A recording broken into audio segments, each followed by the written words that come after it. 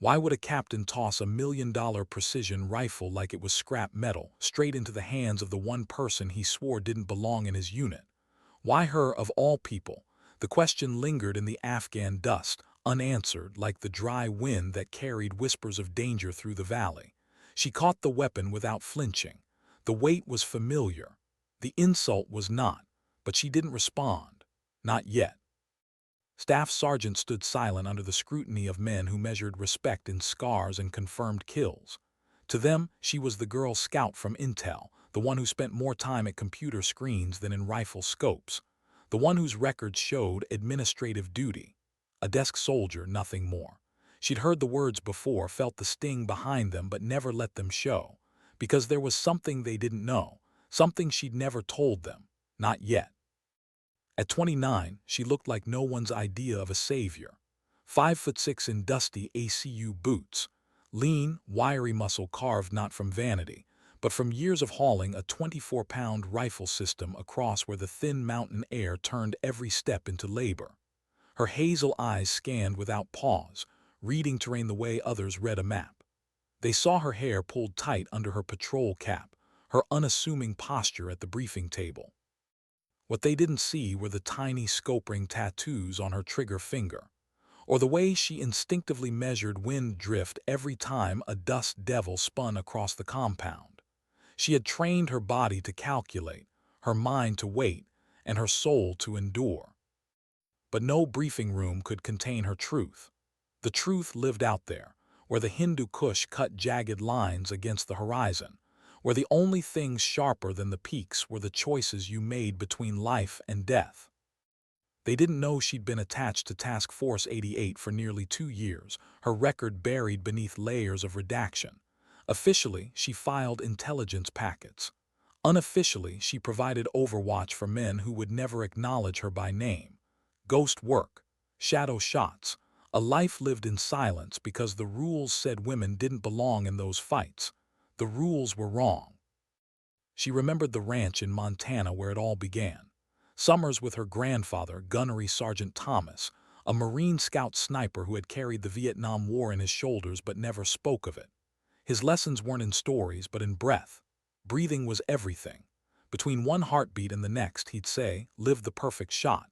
While other kids played video games, she studied the mirage through a scope, watching how heat bent the air. She could read spin drift before she could drive. The rifle became not just a weapon, but an extension of her pulse, her patience, her being. When she enlisted at 18, she carried his voice with her. She tested into the Army marksmanship unit, and then fate caught her in its crosshairs. A joint training exercise with Delta Force. 27 consecutive hits at 1,000 meters, with shifting winds that made grown men miss their marks. By dusk, her file had been pulled. By morning, her path was no longer ordinary. But paths like hers were never clean. For years, women weren't allowed in direct combat roles. They buried her in intelligence. They made her a ghost, present but unseen. She saved lives that were credited to others. 43 Americans went home because of her trigger pulls, but no medal carried her name. She never asked for one. Her reward was quieter, text messages from wives who never knew why their husbands had made it back. Afghan girls who walked to school under skis she had cleared. Every life spared was her unspoken decoration. And still every new rotation dismissed her. Like Captain, fresh from Fort Campbell, sharp-jawed, brimming with untested confidence. He arrived at Chapman with swagger, the kind men wear when they've never tasted failure. In his world, rank was armor and experience was whatever he declared it to be. When pointed out flaws in his Overwatch plan, a blind corridor at 400 meters, he silenced her with a smile that wasn't a smile. Stick to PowerPoints, he told her. Let real shooters handle the fields of fire. The room had gone still. Even the Afghan interpreter had shifted uncomfortably. She remembered the heat that flushed her skin, the urge to argue, to shout, but she swallowed it. Pride, her grandfather had warned, gets people killed. She folded her notes, sat back, and let the silence swallow her. But she knew what was coming. The valley would test his plan, and when it did, the cost would be paid in blood, not his own. The mission launched at 300. Team slipped into the dark, carried by into a valley where shadows had teeth. From her screen in the Tactical Operations Center monitored their comms. Her pen tapped once, twice, 3 times against the table as she listened. By 3:47, the air fractured with chaos. Fire erupted from the exact blind corridor she had warned about. PKM machine guns and RPGs cut into the silence, pinning men against stone walls, ripping through the fragile illusion of control. His voice cracked across the net. The designated marksman couldn't reach. The issued rifle jammed again, its extractor failing under the weight of Afghan dust. 2 men down. No air support. Weather had grounded the Apache 40 miles south. The QRF was 23 minutes away, too long.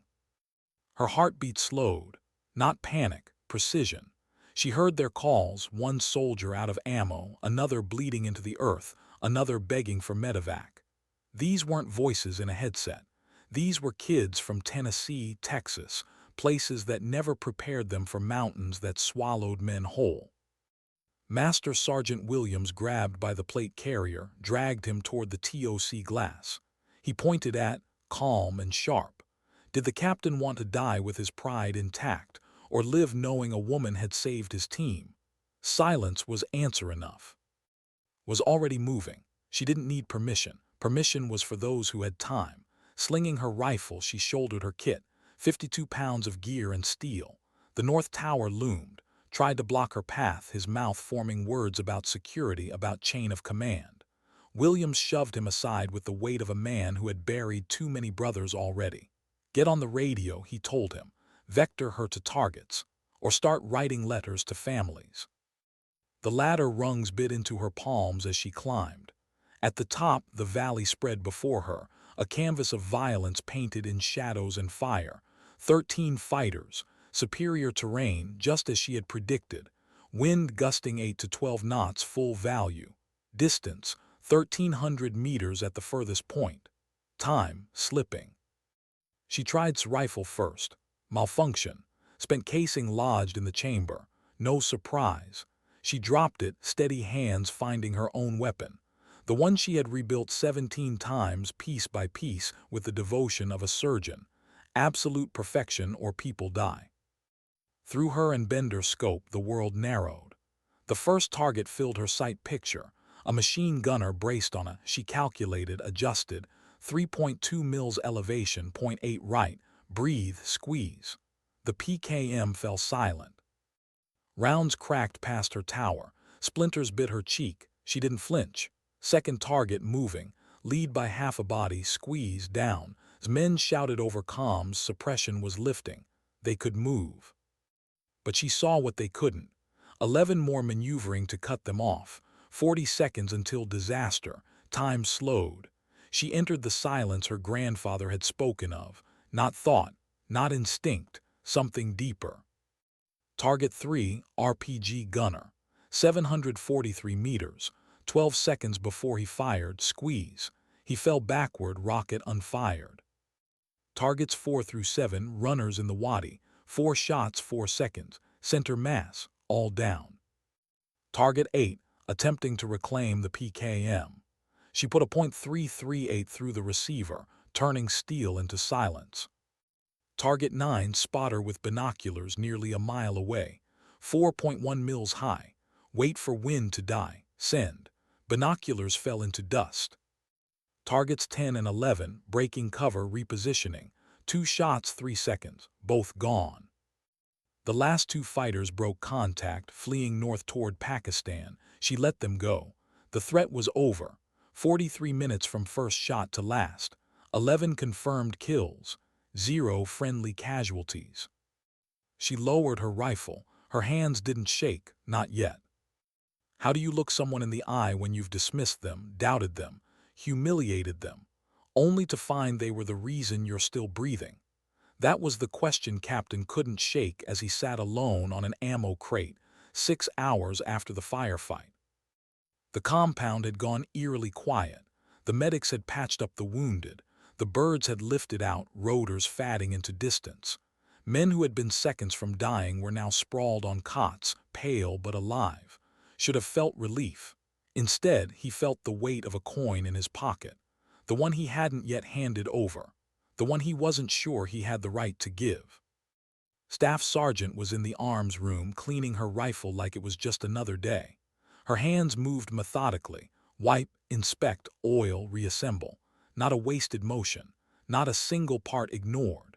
Her ritual was almost prayerful, the way her grandfather had taught her. She wasn't thinking about respect. She wasn't waiting for gratitude. She was thinking about the extractor spring she might replace tomorrow just in case. Precision meant never assuming the last shot was good enough for the next fight. Stood in the doorway longer than he should have. The words jammed in his throat. Thank you felt too small. I was wrong felt too late, so instead he did what men like him did when words failed. He pulled the heavy challenge coin from his pocket. Team 519's coin, reserved for those who had saved lives earned through fire. His hand shook slightly as he held it out. No words, just a coin, an unspoken surrender of pride. She looked up only briefly, her hazel eyes unreadable. She accepted the coin with a nod, then turned back to her rifle. That was it. No smile, no smugness. No need to rub it in. Dignity doesn't shout, it simply acts. But couldn't walk away. He sat heavily on a crate across from her, his elbows on his knees, his body finally letting the exhaustion of near-death seep in. You should have said something, he muttered. His voice sounded foreign, stripped of rank, stripped of swagger. Didn't stop working. I did, she said quietly. You just didn't want to hear it. The words cut sharper than any reprimand. She wasn't angry. She was just stating fact. And facts had a way of lodging themselves deeper than blame. Outside, the compound was already buzzing with rumors. Who was the shooter? Who had cleaned up a firefight that should have left body bags? Whispers carried faster than truth. They always did. By nightfall, stories would spin through radios and email threads. A ghost in Chapman. A shot that bent the impossible. Some said it was a contractor. Others swore it was a nameless foreign operator. Very few were willing to believe it was her. The after-action report kept the illusion alive. Intelligence analysts provided emergency support. It read, no name, no credit. Another ghost entry in the ledger of wars that never officially happened. Signed it, adding every stroke of his pen. He wanted to write her name. He wanted to put it in black ink so it could never be, but he knew the truth. The system wouldn't allow it. Not yet. Maybe not ever. That night, lying on her cot, stared at the ceiling fan turning slow circles in the heavy Afghan heat. The coin rested in her hand, its edges pressing into her palm. She thought about what it meant. Respect, earned one shot at a time. But respect from one man didn't erase the silence of a system built to overlook her. Her mind drifted to Sergeant First Class Jennifer, her friend, her sister in arms. Jennifer had died in an ambush 3 years earlier, another woman erased by the official record. Uncredited kills, unrecognized bravery, a life reduced to a line in a report. Had sworn at that funeral to carry her memory, to never let pride blind her to purpose, to be what Jennifer had been, quiet strength in a world that didn't want to see it. The next morning avoided her, not out of anger, out of shame. He carried it like a rucksack he couldn't set down. Men in his position weren't used to being wrong, but in war, wrong got people killed. She had spared him that. She had spared all of them that. The men of his ODA were different now too. They didn't call her Girl Scout anymore. They didn't laugh when she walked into the TOC. They didn't stop mid-sentence when she entered the room. Respect doesn't arrive in applause. It arrives in the absence of mockery, in the way silence shifts, in the way eyes turn not away but toward. Still, she felt the gap. She always would. She wasn't one of them. She was adjacent, necessary but inconvenient, a ghost among flesh and blood. For 3 weeks, life at Chapman moved on. Missions cycled. Helicopters came and went. Dust covered everything. The mountains watched silently as they always had. And in that silence, whispers grew. The legend of the shot. The legend of the woman who wasn't supposed to be there, but had been there when it mattered most. Then one morning, the rhythm broke. Command Sergeant Major Roberts arrived from Fort, his presence heavy as stone. He carried orders. New orders, wasn't being rotated stateside. She wasn't being sent back to intel. She was being reassigned to train the next generation of snipers at the Special Operations Target Interdiction course. No retroactive credit, no medals, no mention in official reports, but she was being given something rarer: influence, the power to shape the future, to pass down what couldn't be written in manuals: precision, patience, purpose. And maybe, just maybe, the lesson that saved lives had no gender. Was there when Roberts delivered the orders. He said nothing, but when she looked his way, his eyes told a story. A story of a man who had learned too late what silence can cost. That night she packed her kit. The coin slipped into the small side pocket of her ruck. She didn't polish it, she didn't display it. It wasn't a trophy, it was a reminder. That respect is a long game, that dignity doesn't need an audience. She knew, as she zipped her bag, that most would never know her story. And maybe that was fine. Maybe ghosts serve best when unseen. But somewhere in the valley, in the silence between heartbeats, she carried the truth. And that was enough. Why would they send her to teach, when her own name wasn't even allowed to exist on paper? That question sat heavy in his chest as the C-17 banked over the Atlantic, carrying her away from Afghanistan's jagged ridges. She should have felt relief, but relief was foreign to her, like a word in a language she never learned. Instead, she felt the coin in her pocket. The one Captain had pressed into her hand, a coin heavier than brass, heavier than the silence of the after-action report that had erased her. Fort, a different kind of battlefield. The Special Operations Target Interdiction course wasn't just about marksmanship. It was about patience, resilience, and endurance, the ability to disappear into the world until the world forgot you were even there. The students who arrived wore bravado like body armor. Young Rangers, fresh Special Forces candidates, even a few Marines. They came with reputations and egos, hungry to prove themselves. And now, for the first time, one of their instructors was a woman. When walked into the classroom, conversation stopped. Eyes flicked her way. Some widened in surprise, others narrowed in skepticism. Whispers carried like smoke, "That's the one. No way. Intel desk jockey. This is political right." She heard them all, pretended she didn't. Her introduction was short. "Staff Sergeant, I'll be teaching long-range engagement, ballistics, and fieldcraft. The rifle doesn't care who you are. Neither do I. You show me precision, you pass. You don't." Then she walked out, leaving silence in her wake. It was deliberate. She didn't need to convince them with words. She never had. Convincing came later in the dirt, under the weight of rifles that punished mistakes without mercy. Day one she set them up on the range. Targets staggered out past 1,000 meters. The wind shifted unpredictably across the open Carolina fields. She could see frustration tightening their jaws, hear it in the curses muttered when shots strayed wide. She didn't raise her voice. She didn't correct every error. She waited. Then she picked up a rifle, laid prone, and fired 3 consecutive shots at 1,200 meters. All 3 found steel. The echo rolled back across the range like thunder. She stood, cleared the chamber, and set the rifle down. No explanation, just proof. Silence spoke louder than anything she could have said. But respect wasn't earned in a single demonstration. Not with this crowd. The resistance lingered. They didn't mock her, not openly, but she saw it in their posture, in the way questions went to the male instructors first, in the way they nodded slower when she spoke. Small cuts, the kind you bleed from quietly. That night in her quarters she thought about quitting. The idea slithered in uninvited, not because she couldn't handle it, because she wondered if it mattered. Did these young men even want to learn from her? Would they carry her lessons or dismiss them as noise? Her thumb traced the coin in her pocket. She remembered his face when he handed it to her, reluctant respect carved by survival. Respect earned not in words but in the undeniable fact of 11 men who went home breathing. She whispered to herself in the dark, "Respect is earned one shot at a time." The next day, she returned to the range.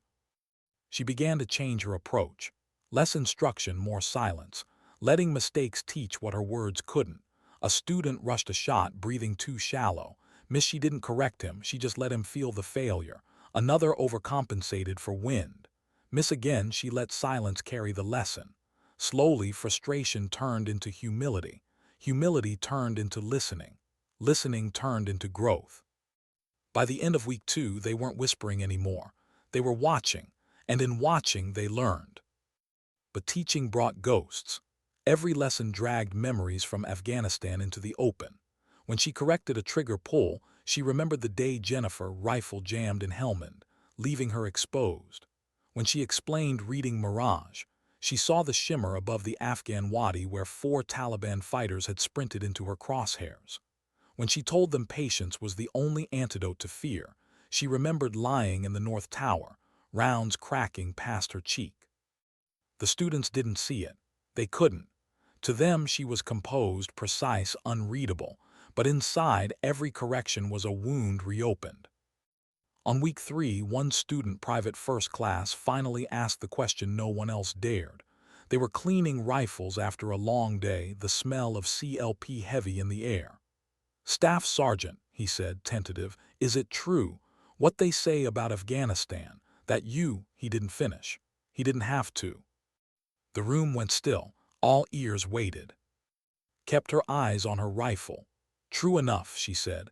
Nothing more. She didn't need to confirm. She didn't need to deny. Mystery was its own gravity. Nodded slowly, returned to his work. The silence that followed wasn't skeptical anymore. It was reverent. That night she sat alone on the empty range. The stars were sharp above the pine trees. She laid prone, sighting a target invisible in the dark. Her breath fogged in the cool air. She thought about the students, about their eagerness, their flaws, their future. She wondered how many of them would survive the wars waiting for them. And she wondered if, one day, one of them would sit on an ammo crate, coin in hand, realizing too late that the ghost who had saved them had been a woman they once doubted. Her phone buzzed in her pocket, a text from an unfamiliar number. Just 4 words, "Thank you for my life." She didn't know which operator it was. She didn't need to. She locked the screen, lay back in the grass, and let the stars blur as tears finally broke through the armor she wore by day.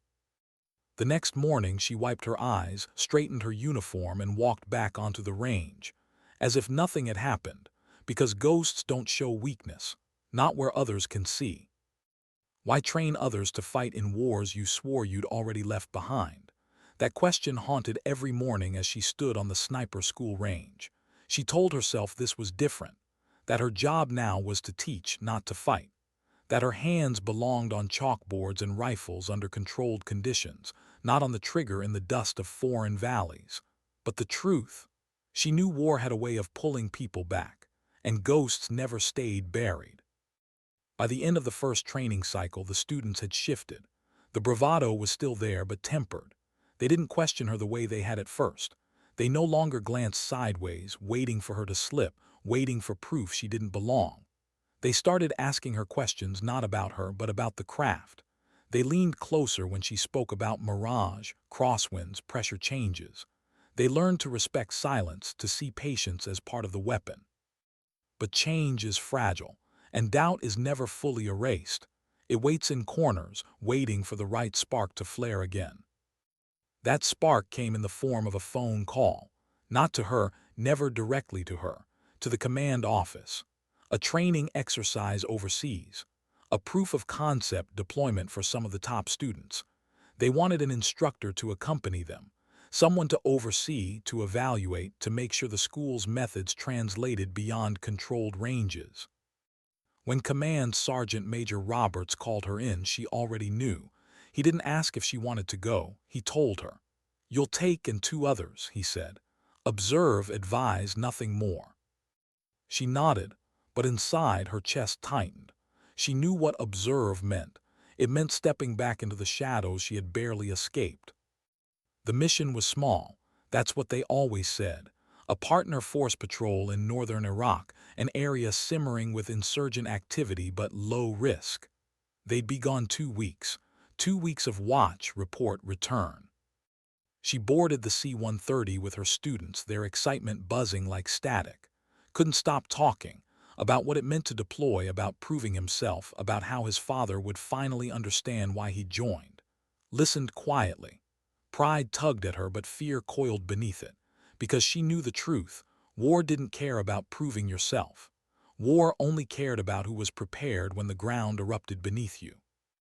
The compound they were assigned was little more than a cluster of concrete huts ringed by razor wire. Dust clung to everything, the kind that seeped into lungs, rifles, dreams. They set up in the hills overlooking a village where insurgents were rumored to move weapons. Their mission: overwatch. Simple, silent, observe and report. On the second night, lying prone beside, watched through her scope as shadows moved in the village. She tracked them with steady breath, marking positions. She reminded herself, this wasn't Afghanistan. She wasn't here to pull a trigger. She was here to watch her students, to teach them patience in the face of tension. Shifted beside her, breath quickening. "Ma'am," he whispered, "I can take the shot." She glanced at him, his finger hovering near the trigger. Through his scope, a figure carried what looked like a weapon crate toward a truck. The range, 800 meters, a long shot for someone still learning to steady his pulse. "Not yet," she said softly. "Wait, observe." He hesitated. She saw the conflict in his eyes, the eagerness, the desperation to prove himself. But he pulled back for now. Hours later, the village quieted. The men with the crates were gone. The students grumbled about missed chances, but stayed silent. She knew the lesson wasn't in the shot you fired. It was in the discipline of the one you didn't. But war is patient, and war always finds a way. 3 nights later, the patrol returned. Only this time they weren't alone. Through her scope counted more figures, armed, coordinated, moving with confidence. This wasn't smuggling anymore. This was preparation, an attack forming under the cover of night. She whispered adjustments, guiding her students. "Track that leader. See the way he signals. He's controlling movement. Learn the rhythm." Her calm voice steadied them, even as her own heartbeat thudded with memory. Then came the sound no one wanted to hear: gunfire. Not from the village, from behind. The partner force patrol, returning late, stumbled into an ambush on the road. Tracers lit the dark, shouts cutting the silence. Chaos. Her students froze. Training evaporated under the raw weight of real combat. Hands shook. Another student's breathing spiked into panic. Exhaled once, long and slow. She knew this crossroads. She had been here before. She had sworn not to return, but ghosts don't get to choose when they're summoned. She rolled onto her rifle, scope snapping to the village ridge where muzzle flashes sparked.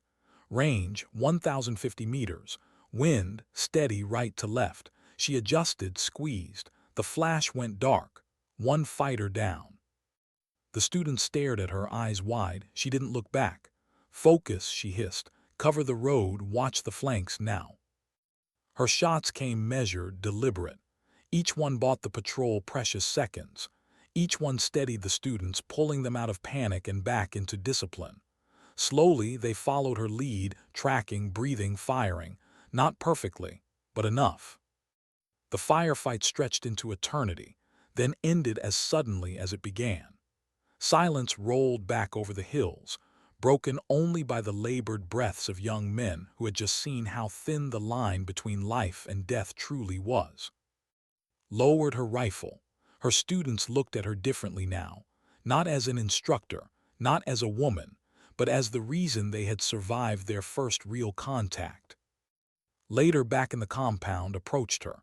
His face was pale, his eyes too old for his age. He held his rifle like it was both salvation and curse. "Ma'am," he said, voice trembling, how do you live with it, knowing who's on the other end of that shot?" She thought about her grandfather, about Jennifer, about Scoin, about every face she never saw, every life she never knew she had taken. She wanted to tell him the truth, that you don't live with it, that it lives with you, that every trigger pull follows you into every silence afterward. But she saw the fear in his eyes, the need for something he could hold on to. So she told him what her grandfather had told her. You breathe for the ones who can't anymore. That's how. He nodded, swallowing hard, trying to believe it. She hoped he would. She wasn't sure she did anymore. That night, lying awake in the barracks, stared at the ceiling again. The fan blades turned like they had in Afghanistan, and she realized something she hadn't wanted to admit. She could train them. She could guide them. But the ghosts would always be hers to carry. No class, no shot, no coin would change that. Why did it always feel like survival came with a price heavier than death? That question trailed as the convoy rumbled back from the hills, engines growling in the still night. The firefight had ended, the ambush broken, but the silence inside the vehicles was heavier than the rifles resting across laps. Every young face was pale, eyes wide, trying to mask what couldn't be hidden. They had seen death in the dark, and they had seen her bring it. Back at the compound, the debrief began. A low-ceilinged room, the smell of sweat and gunpowder clinging to the air. The partner force captain spoke first, describing how the patrol had stumbled into the ambush. Then came the reports from her students, halting, uncertain, their words shaking as much as their hands. Spoke last, his voice flat. We wouldn't have made it back without her. All eyes turned toward. The officer in charge of the exercise, a major from brigade, leaned forward. You engaged directly. His tone carried the weight of accusation, not gratitude. Didn't flinch. I engaged when it was necessary. The major frowned. Your role was advisory, oversight, not combat. She met his eyes steadily. My role was to keep them alive, and I did. The room was silent. No one challenged her further, but she felt the undercurrent. Rules had been bent, maybe broken. Command hated when ghosts stepped out of the shadows. Later in her quarters, she stripped down her rifle by lantern light. Each piece gleamed under her careful hands. Cleaning the weapon was ritual, yes, but also confession. Every pass of the rag was a way of asking forgiveness, though she wasn't sure from whom. There was a knock on her door. Stepped in, his posture stiff, eyes haunted. He held his rifle awkwardly, like it weighed more than his body could bear. I can't stop hearing it, he said quietly. That shot, the one I took, I keep hearing it in my head. Didn't look up, that's normal. Does it ever stop? His voice cracked on the word. She paused, hands resting on the disassembled bolt. No, she said finally, it doesn't stop. You just learn to live with the echo. He sank onto the edge of the bunk. How do you live with it? Her throat tightened. She remembered Jennifer. She remembered the dust in Afghanistan, the 11 lives she had taken in 43 minutes, the coin had given her. She remembered all the names not written anywhere, all the faces she never saw. You don't, she whispered. Not really. You carry it. Some days heavier than others, but you carry it because if you didn't, someone else would carry the weight of never making it home. Sat in silence, his jaw working as he tried to absorb the truth. Finally, he nodded. He didn't thank her. He didn't need to. The way he squared his shoulders before leaving said enough. When the mission ended, the students returned to with their heads higher but their eyes older. They had crossed a threshold that couldn't be uncrossed. Watched them disperse, each carrying their own private ghosts. But her return was different. At the first command meeting back stateside, the questions came sharp and clinical. Why did you engage? Was your intervention necessary? Could your students have completed the mission without you? Each question framed like a blade. She answered calmly, evenly. The students were pinned. The partner force was under fire. My intervention was the difference between life and death. That is the mission. One colonel tapped his pen. That's not the mission you were assigned. Felt the familiar sting. The same sting as when cut her off at the briefing. The same sting as when her kills in Afghanistan were erased from the record. She could have argued, she could have shouted, but she didn't. She just met his gaze, silent, unyielding. Afterward, Command Sergeant Major Roberts caught up with her outside. He studied her face, weathered by deployments he would never officially acknowledge. You did the right thing, he said. Then, softer, but right doesn't always mean recognized. She nodded once, she already knew. Weeks passed, training resumed. Her students from the mission carried themselves differently now. They no longer questioned her authority. They no longer whispered doubts. But respect, she realized, wasn't the same as peace. Respect didn't erase the hollow nights, the echoes that replayed when the lights were out. One evening, after the range had emptied, she lingered. She lay prone, sighting a target barely visible at dusk. She didn't fire. She just breathed. The rifle pressed into her shoulder, familiar as heartbeat. She thought about how many breaths she'd taken behind a scope, how many had been stolen from others, how many she still carried for the ones who couldn't anymore. Her phone buzzed. Another message from an unknown number. "Because of you, I'm still here." No name, no details, just the truth. She stared at the screen for a long time, then set it aside. She lay there until the stars came out, until the night swallowed the range. And in that silence, she admitted to herself what she hadn't said aloud. She was tired, tired of being a ghost, tired of carrying echoes that never faded, tired of respect that came only in whispers, never in the open. But she also knew something else. She wasn't done. Not yet. Because the next generation was watching. And if she left, who would show them that precision wasn't just about bullets, that it was about patience, sacrifice, and the quiet dignity of carrying what others could?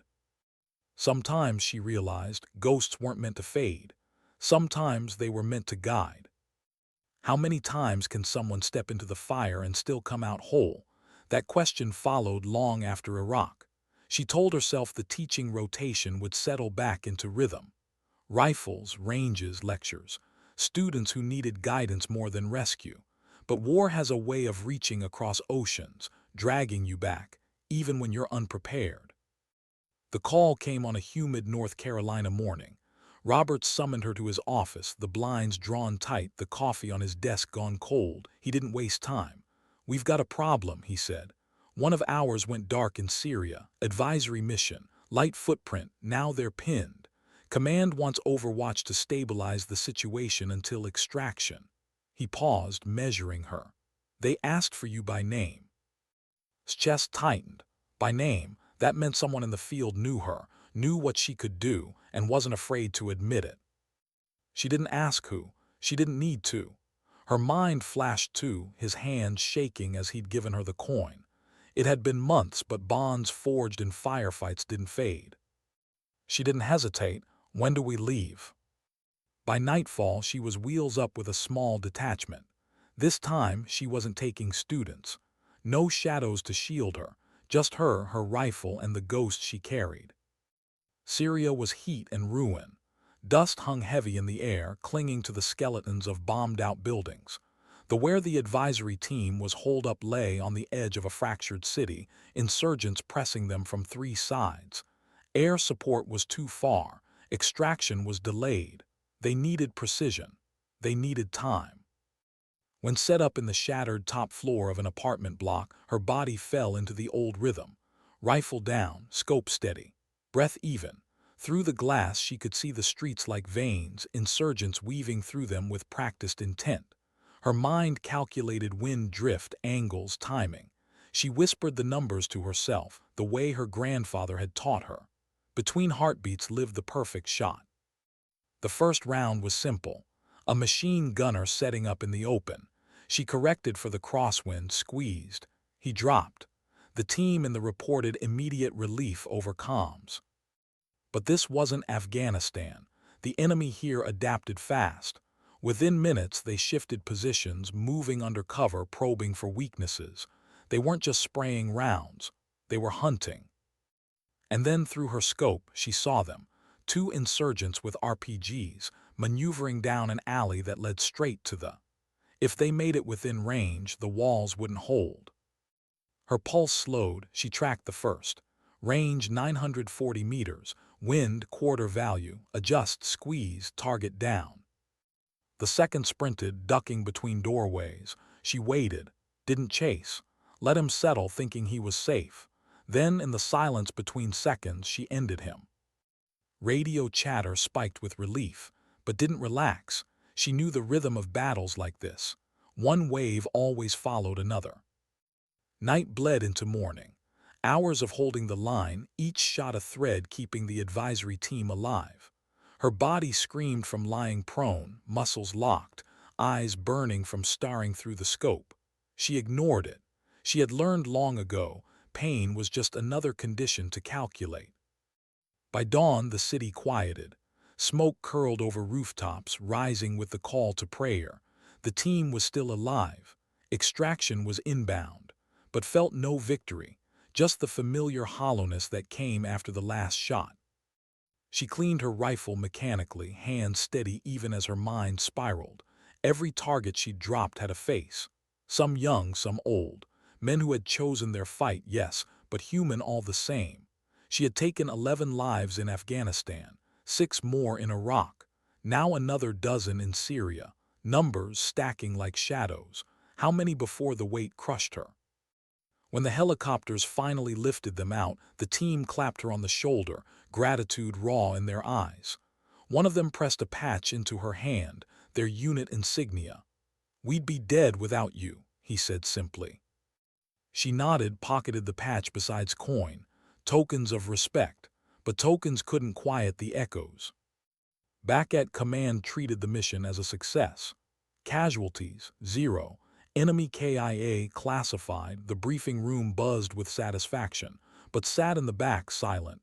She didn't feel successful. She felt spent. That night, alone in her quarters, she lined up the coin and the patch on her desk. Symbols of lives saved. Symbols of ghosts created. She stared at them until her vision blurred. Then she slid them into the drawer and shut it. Her phone buzzed again. Another message from an unknown number. "My son came home because of you." She clenched her jaw, tears stinging her eyes. She wanted to throw the phone against the wall. She wanted to scream. But instead she typed one word back. "Good." Then she set it face down, let the silence swallow her. Because deep down she knew, this wouldn't be the last call. War always found a way to drag her back, and she would always answer. How long can a body endure what the soul refuses to admit? That question stalked in the weeks after Syria. Her hands were steady on the rifle. Her instructions to students were calm, precise, measured. But inside she felt the tremors. Not in muscle, but in spirit. Every time she closed her eyes, the echoes returned, shots replaying, faces she'd never seen lingering in shadows. Her students noticed first. Not in ways they spoke aloud, but in the silences between. Hesitated longer before asking questions, studying her as if searching for something beneath her words. Others avoided her gaze, as though her eyes carried too much truth they weren't ready to face. One afternoon, after a long-range day under the Carolina sun, lingered. The others packed up their rifles, laughter forced, brittle. Stayed, his rifle still across his lap. "Staff Sergeant," he said carefully, "you ever think maybe the cost's too high?" Her chest tightened. She should have shut it down. She should have told him the textbook answer. The mission matters. Lives saved outweigh lives taken. But instead she sat beside him on the hot concrete, staring out over the empty range. "Every shot costs something," she said finally. "Doesn't matter if you hit or miss. You pay for it either way." Swallowed hard, nodded. "So why keep paying?" Her hand brushed the coin in her pocket, the patch beside it. She thought about the texts, the families who never knew her name. She thought about Jennifer, about every soldier who had made it home because she hadn't flinched. "Because someone has to," she whispered. Didn't reply. He didn't need to. The silence between them said enough. That night she woke from a dream that wasn't a dream. Afghanistan again. Dust, wind, 11 shadows falling one by one. Only this time when she looked through the scope the faces were different. Even Jennifer, all falling, all silent. She woke with a start, sweat soaking her shirt, the echoes pounding in her chest. She sat at her desk, staring at the coin and patch she had pulled from the drawer. Her hand hovered, tempted to throw them across the room to rid herself of the weight. But instead she placed them gently back inside, shut the drawer, and pressed her forehead against the wood. The cracks widened. During training the next week, her voice snapped sharper than usual. A student misread wind, his shot going wide. "You think the target cares about your excuses?" she barked. The young man flinched, eyes wide. She caught herself, regret flashing hot. She softened, corrected him quietly, but the damage was done. The students glanced at each other. They saw the edge. They felt the weight she tried to hide. Roberts noticed too. He pulled her aside after class. "You're burning out," he said bluntly. "I'm fine," she lied. He studied her, eyes steady. "Fine soldiers don't snap at students. Fine soldiers don't spend nights alone on the range when they should be sleeping. I know what this looks like. I've seen it before." Her throat closed. She wanted to argue, but the words wouldn't come. "You're carrying too much alone," Roberts continued. "You need to set some of it down." "But how? How do you set down ghosts?" She didn't answer. She just nodded and walked away. 2 nights later, another call came. This time not from Roberts, from. His voice crackled over the secure line, older, heavier. "I wouldn't call if it wasn't serious. We've got a situation in Kandahar. My team's going in blind. I trust my men, but—" he hesitated. The silence on the line was louder than words. "I trust you more." Her hand tightened around the receiver. She could have said no. She could have told him to find someone else to carry his own ghosts this time, but she didn't. "When do we leave?" she asked.